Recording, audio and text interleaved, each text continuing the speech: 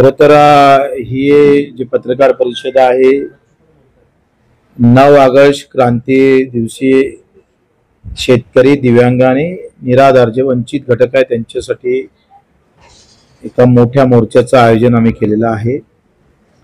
किमान 3 ते 4 किलोमीटर आम्ही सरकारला त्या दिवशी विभागीय आयुक्ताच्या मार्फत निवेदन देणार आणि त्या निवेदना संदर्भात जर सरकारने निर्णय घेतला नाही तर मग आम्ही निर्णय घेणार। याच्यासाठी ह्या पत्रकार परिषदेचं आयोजन केलं। आमचे महाराष्ट्राचे अध्यक्ष आहे अनिलजी गावंडे, उत्तर महाराष्ट्र अध्यक्ष अनिलजी चौधरी आणि आमचे जाधवजी मराठवाडा प्रमुख। मी त्याच्या तयारीला लागलो आहे आणि शेतकरी आणि दिव्यांग आणि निराधार तर आमचं असं मत आहे की श्रममूल्य हे जपलं गेलं पाहिजे। आपल्या देशामध्ये अधिक व्याधी असणारे लोक, अधिक अडचणीत असणारे लोक, अधिक कष्ट करणारे लोक पण कमी पैसे भेटणारे लोक यावर सातत्याने अन्याय होत आहे। एकतर जातीनिहाय योजना येतं किंवा मतदारांना खुश करण्यासाठी काही योजना आणल्या जातात, त्या आणाव्या, परंतु श्रमावर आधारित काहीच नाही आहे। श्रमावर आधारित असणं फार महत्वाचं आहे। त्यांना अधिक व्याधी आहे, 2 पायाने त्याला तुम्ही 1000 रुपये महिना देणार आणि ज्यांचं शरीर सगळं व्यवस्थित आहे, श्रीमंती आहे शरीराची, त्याला अधिक जास्तीचा महिना देत असाल तर ही जी काही तफावत आहे ह्या दूर करण्याचा प्रयत्न आम्ही करतो आहे। जसं शहर आणि ग्रामीण, शहरातल्या लोकांना 2.5 लाखाचं घर आणि गावातल्या लोकांना 1.25 लाखाचं, तर ही जी आर्थिक विषमता या देशामध्ये निर्माण करून पाहत आहे त्याला खरं तर हा मोर्चा उत्तर देणारा असेल। अनेक गोष्टी आपल्याला ऐकता येईल का इंजिनियरला भेटणारा एकूण रोज आणि त्या सडकीवर काम करणाऱ्या मजुराला भेटणारे मजुरी ही सगळी विषमतेकडे नेणारी आहे। आम्हाला दाखवलं जातं का जाती धर्माचा किंवा झेंड्याचं राजकारण आमच्या समोर आणलं जातं, हिरवा, निळा, पिवळा, भगवा, पण खरी लढाई ही जाती धर्माची नाहीच आहे। खरी लढाई गरीब आणि श्रीमंत, जे बेमानीनं ज्यांनी पैसे कमावले त्यांच्या आणि कष्टानं जगणाऱ्या लोकांची खरी लढाई आहे। साधं उदाहरण जर सांगितलं तर मुंबईला 6000 एकर जमीन ही 6 पारसी लोकांजवळ आहे। इंग्रजांनी ही जमीन त्यांना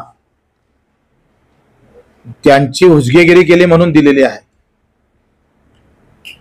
त्यांचे सगळ्या स्वातंत्र्य सेनानी किंवा जे काही शहीद झाले त्यामध्ये प्रचंड आम्ही पाहतोय का जी चापलुसी ज्या इंग्रजांची केली त्याला बक्षीस म्हणून 6000 एकर जमीन, एकट्या गोदरेजकडे 3000 एकर जमीन आहे। ही ताब्यात घ्यायला पाहिजे सरकारनं, म्हणजे सरकारीच जमीन आहे, इंग्रजाची म्हणजे काय त्यांची काही स्वतः कमावलेली जमीन नाहीये, ती सरकारच्या ताब्यात घेऊन लगेच द्यायला पाहिजे। आज मुंबई सारख्या शहरामध्ये पाय पसरवायला जागा नाही, झोपायला जागा नाही। 6 लाख लोक फुटपाथवर झोपतात अजूनही। ही अशा प्रकारची विषमता जी निर्माण होत आहे, एकटे ह्या जमिनी जरी ताब्यात घेतल्या तरी अर्ध कर्ज महाराष्ट्राचं फिटू शकतं, एवढी ताकद त्या जमिनीमध्ये आहे। त्या अनेक विषमतेच्या विषय आम्हाला सांगता येईल, वेळोवेळी ते सांगत राहू आणि त्यासाठी 9 तारखेला क्रांतीदिनी या सगळ्या गोष्टीचा आम्ही त्याचं उत्तर मागण्यासाठी हा मोर्चा काढतो आहे, जो जाती आणि धर्मावर आधारित नाही तर कष्टकरी, कामकरी, शेतकरी, शेतमजूर, दिव्यांगाच्या मूळ प्रश्नावर आधारित आहे। यासाठीच एवढं आपल्याला सांगण्यासाठी हे पत्रकार परिषद घेतली आहे, त्याची पूर्वतयारी म्हणून आम्ही आता इथे बसलो आहे। आपण याला अधिक त्याला प्रसिद्ध करावं अशी विनंती करतो।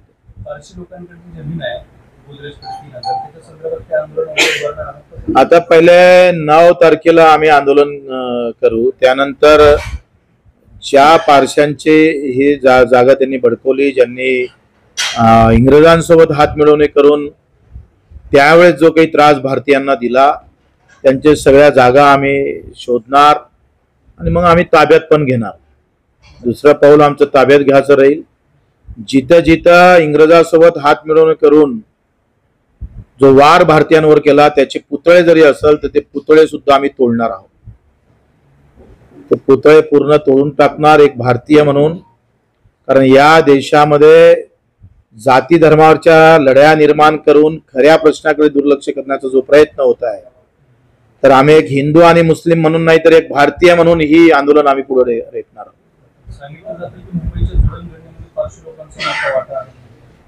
ते सांगितले जाते हे फार चुकीचं आहे.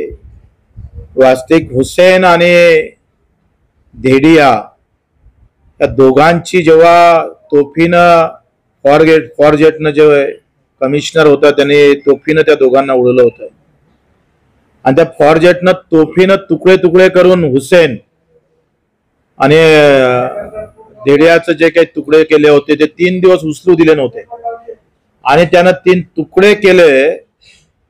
म्हणून बक्षीस मला वाटतं त्यावेळेस या ज्या लोकांना जमिनी दिल्या आहे त्या पारसी लोकांनी त्या फॉरजेटला सत्कार करून बक्षीस दिलं होतं. ही एकंदरीत सगळा इतिहास आमच्याकडे आहे.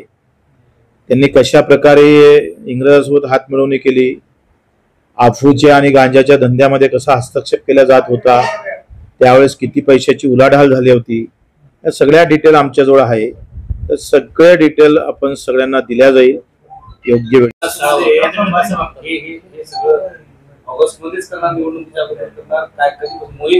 निवडणूक आणि हा विषय नाही आहे. निवडणुकीत हे मुद्दे आले पाहिजे.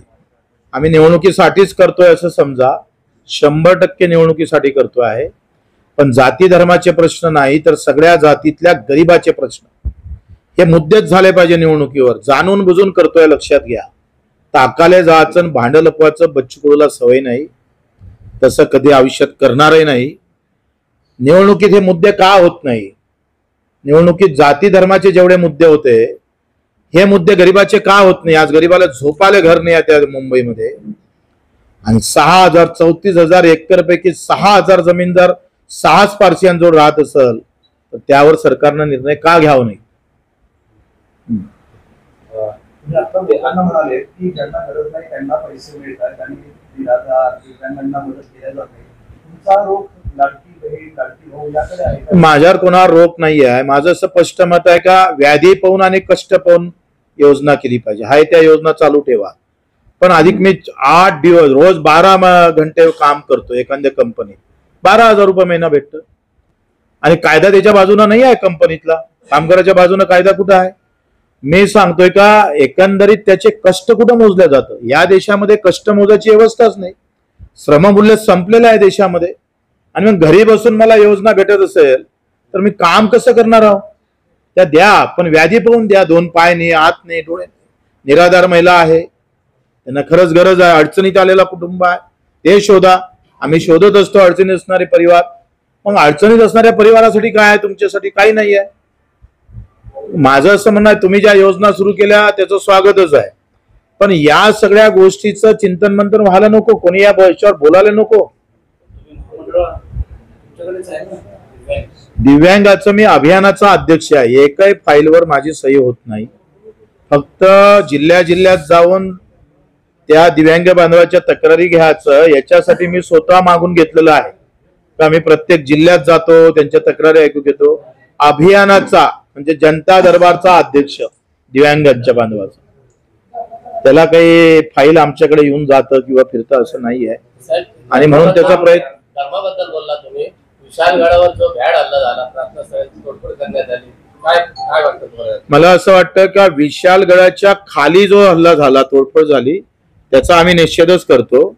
पण विशालगडावर जर एकंदरीत जर आपण विचार केला तर गडानं या राज्यासाठी देशासाठी प्रेरणादायी आहे.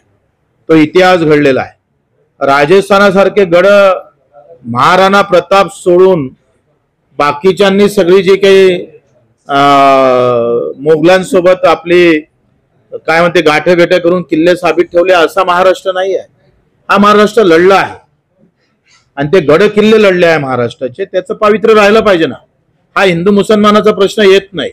मुसलमान असू दे का हिंदू असू दे, गडावर कोणाचंही अतिक्रमण होता कामा नये. ते हिंदूचं असू दे का मुसलमानांचं असू दे. पण खाली जे काही मंदिर तोडलं, काय धर्मस्थळ तोडलं, त्याचा निषेध करू. त्यांनी तोडलं असेल त्याला अंदर टाकलं गेलं पाहिजे. असं होता कामा नये.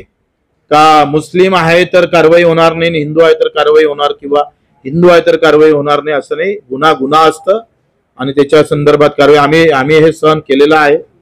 350 गुन्हे दाखल करून घेतले बच्चू कडून, कारण आम्ही गुन्हा केला होता म्हणून आम्ही बोलतही नाही त्याच्याबद्दल. पण जे गुन्हेगार आहे त्यांना ते झालीच पाहिजे सजा. तोडफोड झाली होती, शिवभक्तांनी तोडफोड केली असं म्हणतात गावामध्ये खाली गडाच्या पायथ्याला. ते मला माहित नाही, कोणी असो, शिवभक्त असो का अधिक कोणता भक्त असो. म्हणता येईल हा, त्या लोकांनी शिवभक्त म्हणता येईल का? शिवभक्त आता छत्रपती शिवरायांनाच मस्जिद उभारली आहे. इव्हन त्यांच्या एकंदरीत सैन्यामध्ये जेव्हा अफझल खान चालत आला तेव्हा किमान 1000 फौज हे पठाणांची होती आणि तेव्हाचे अर्धे हिंदू मराठे हे अफझल खानाच्या विरोधात होते. इव्हन विशालगडाचा आणि पन्हाळगडाचा आपण जर इतिहास पाहिला तर जेव्हा पन्हाळगडावर सिद्दीकी जोहरनं जेव्हा वेढा टाकला तेव्हा त्या वेड्यातून निष्ठासाठी शिवानेवा काशीद हा न्यावी समाजाचा पहिलं बलिदान झालं. दुसरं बलिदान बाजीप्रभू देशपांडेंचं झालं आणि तिसरं जे होतं विशालगडावर जेव्हा पोहोचत होते शिवाजी महाराज जाणार तेव्हा मराठा जो काही वतनदार होता तो शिवाजी महाराजांच्या विरोधात उभा होता तिथं तलवार घेऊन. कदाचित तेव्हा तर त्याचं नाव मला सुर्वे का कोण आहे त्याचं आठवत नाही. तो जर मधात अडवा नसता तर बाजीप्रभू वाचले असते कदाचित. इतिहास हा जातीचा नाही आहे, धर्माचा नाही आहे. इतिहास छत्रपतीचा न्याय अन्यायाचा आहे. न्याय अन्यायाच्या बाजूने तुम्हाला आठवत नसेल अजूनही जिजाऊचं पत्र अजूनही सिंदखेड राजाला उपलब्ध आहे. त्यात सरळ म्हटलंय का रयत महत्वाची आहे. ते कुठल्या धर्माची आम्हाला माहित नाही. इथं कष्ट करणारा आणि इमानदारीनं जगणाऱ्याला कोणी हात लावता कामा नये. जे हात वरते येईल ते छाटण्याचं काम या स्वराज्यामध्ये झालं पाहिजे. त्यासाठी गड किल्ले काय आमचं राजे पण गेलं तरी 72 एवढं स्पष्ट जिजाऊनं सांगितलं आहे. आणि त्याच्यानं मला वाटतं कोणी ती लढाई छत्रपती म्हणजे हिंदूचे असं म्हणता येणार नाही. ते न्याय हक्काच्या बाजूचे होते. धर्म हिंदू होता हा भाग अलग आहे पण ते न्याय हक्काच्या बाजूने लढत होते. काही कसं आहे का एकंदरीत जो प्रकार झालेला आहे तो त्या गडापुरता होता आणि खाली तो कसा नेला हा होऊ शकतं. तुम्ही गडावर आंदोलन करा आम्ही खाली करतो बदनाम करासाठी असंही झालं असेल, शक्यता आहे. मोहीम चालू केली आंदोलन करणार वाटत नाही का 5 वर्षांमध्ये लेट झालेला? नाही लेट झालोच नाही. माझ्या 5 वर्षातले किमान 70-80 आंदोलन आहे. ते तुम्हाला माहित पडले नाही हे माझं दुर्दैव आहे. मी इथून दिल्लीला गेलो शेतकऱ्यासाठी ते तुम्हाला माहित पडत नाही ना. गरिबाचे आंदोलन माहित पडत नाही. राज्यव्यापी फक्त प्रहार मला वाटतं ते क्रांती चौकातून आम्ही विभागीय आयुक्त 1 ते 1.5 लाख लोकसंख्या एकूण आंदोलकाची राहील. विधानसभेत आम्ही मगाय सांगितलं का विधानसभेमध्ये जर आमच्या मागण्या पूर्ण सरकारनं केली, घोषणा केल्या, शासन निर्णय जर काढले तर बच्चू कडू स्वतः लढणार नाही. भाजप शिवसेनेला ते सीट देऊन देईल पूर्ण केल्या. तर नाही केल्या तर मग ते मुद्दे घेऊन लढल्याशिवाय राहणार. आम्ही तिसरी आघाडी आम्ही मानत नाही. शेतकरी शेतमजुराची आघाडी राहील.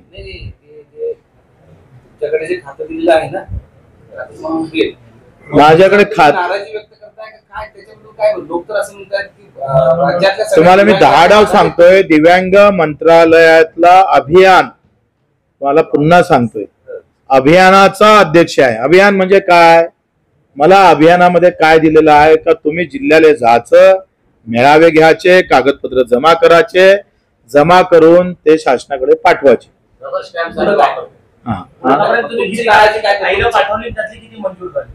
आता आम्ही विभागीय आढावा घेतलेला आहे. एकूण माझ्याकडे आता जे काही 15-20 जिल्हे मी फिरलो तर त्यामध्ये किमान 70-80 हजार तक्रारी प्राप्त झाल्या. त्याच्यातला एक निर्णय भाग करायला लावला कारण सगळ्या तक्रारी ह्या घरकुलाच्या होत्या. 30 ते 35 हजार तक्रारी घरकुलाच्या होत्या आणि मग ते रेटून आता घरकुल योजना धर्मवीर संभा दिघे आनंद दिघे ही घरकुल योजना दिव्यांगासाठी आपण मंजूर करून घेतली, ते त्या अभियानाचंच फलित आहे. कारण येणाऱ्या तक्रारीची संख्या ही घरकुलाची जास्त होती आणि तो आढावा आम्ही सरकारला दिला. खेळताना 2 दिव्यांग प्रमाणपत्र लागले, तुम्ही कसं त्याला आम्ही 15 दिवस वाट पाहणार, नाहीतर जे संबंधित अधिकारी आहे त्याला बच्चू कडू प्रहारच्या स्टाईलनं तडाखा देणार. दोन्ही स्वबळावरती निवडणूक लढवण्याची सध्या तयारी करताय असं वाटायला लागले एकंदरीत तुमच्या. आम्ही स्वबळावर लढायची एवढी ताकद नाही, शेतकरी शेतमजुरांना घेऊन लढू. लढणार फक्त 288 नाही, एवढी दळाची ताकद नाही आमची. जे ताकदवर पाहू. प्रहार म्हणून तर एकटे लढणार ना, पक्ष म्हणून. हा, एकटेच. पाव काऊन देणार नाही, द्याच लागेल सगळ्या भागात. जाधव साहेबांची अजून तयारी झाली का नाही मला माहित नाही, विचारून सांगतो. कार्यकाळ जवळून पाहिलाय, 2 मुख्यमंत्र्यांचा कार्यकाळ जवळून पाहिलाय की समर्थन पण दिलं होतं. कोणते मुख्यमंत्री तुम्हाला चांगले वाटतात? एकदम बेस्ट. आतापर्यंत 2च नाही, मी अशोकराव चव्हाण पासून मुख्यमंत्री पाहिले तर आतापर्यंत सगळ्यात बेस्ट हे एकनाथजी शिंदे मला वाटले. माझे व्यक्तिगत मत आहे, सगळ्यात बेस्ट मुख्यमंत्री म्हणून मला ते आतापर्यंतच्या मुख्यमंत्र्यांमध्ये वाटले. उद्धव साहेब पक्षप्रमुख म्हणून ठीक आहे, मुख्यमंत्री म्हणून नाही.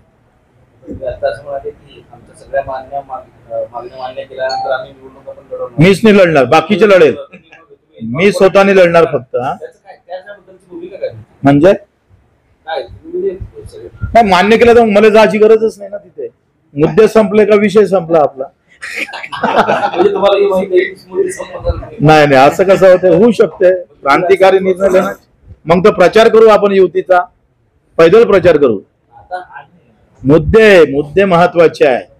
किती जागा देतं बच्चू कडून अशी मागणी केली का युती समोर, का आम्हाला 4 जागा द्या, 5 जागा द्या, अशी मागणी नाही केली. सगळ्या पक्षाच्या युत्या ह्या जागेवर होते.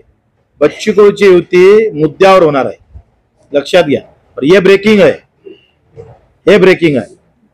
तुम्ही मागच्या आठवड्यात ते घट्ट करायचं चालू होतं, दोघं तिथे एकत्र आले, काही घट्ट होते. माझं काय मत आहे, पहिले आपण मजबूत उभा राहू, नंतर पाहू. एखादा आला पयाला मदत तर मग आम्ही अधिक वांदा होऊन जाईल. राणाला नीट केलं साहेब. राणा एक लहानशी गोष्ट आहे, फार मोठी गोष्ट नाही.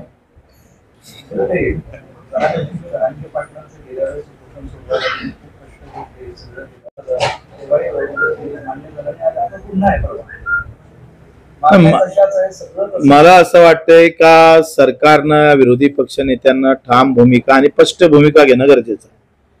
आणि मग विरोधी पक्ष आणि सरकार स्पष्ट भूमिका घेत नाही, त्याच्यामुळे हे सगळं आपण पाहतोय या महाराष्ट्रामध्ये अतिशय वाईट चित्र उभं राहत. ओके, धन्यवाद. हा, गळती लागलेली आहे, बादल्या ठेवावं लागतं सरकारी बंगल्यात. त्यांचा विरोधी पक्ष नेत्याचा प्रभाव उरला नाही, हे त्याचं मोठं.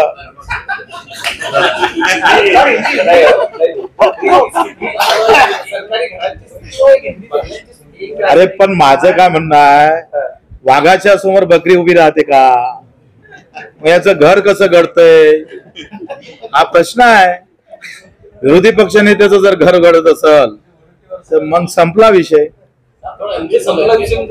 अभावच आहे तो, प्रभाव तो राहाय नाही भाई.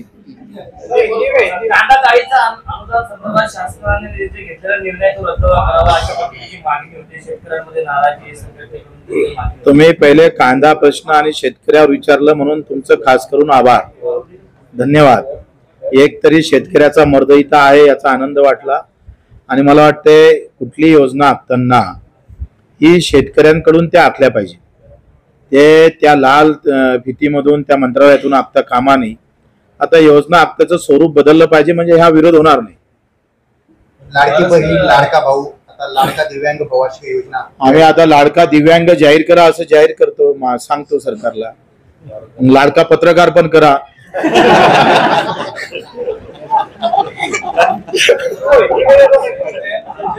लाडका कॅमेरेवाले पण करावं लागेल. काय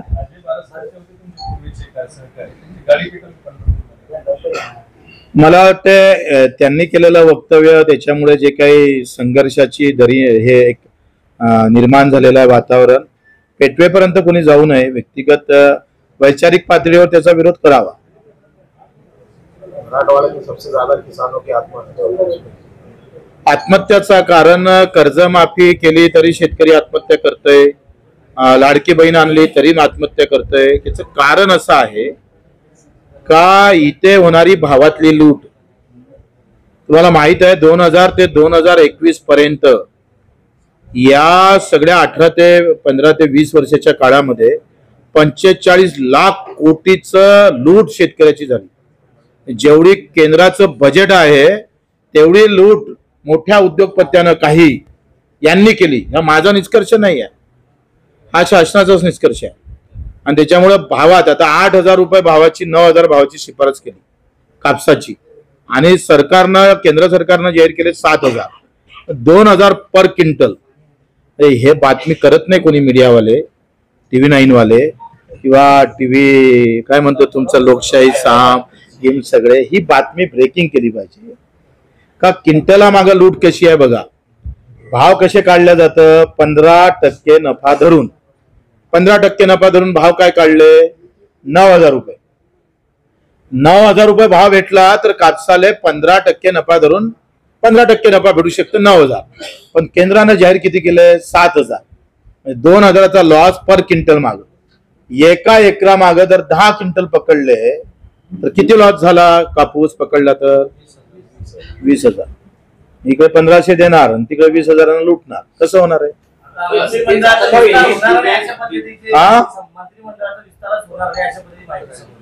त्याचं आपलं काही लेनदेन नाही आहे. आम्ही करू आता पुढचा विस्तार.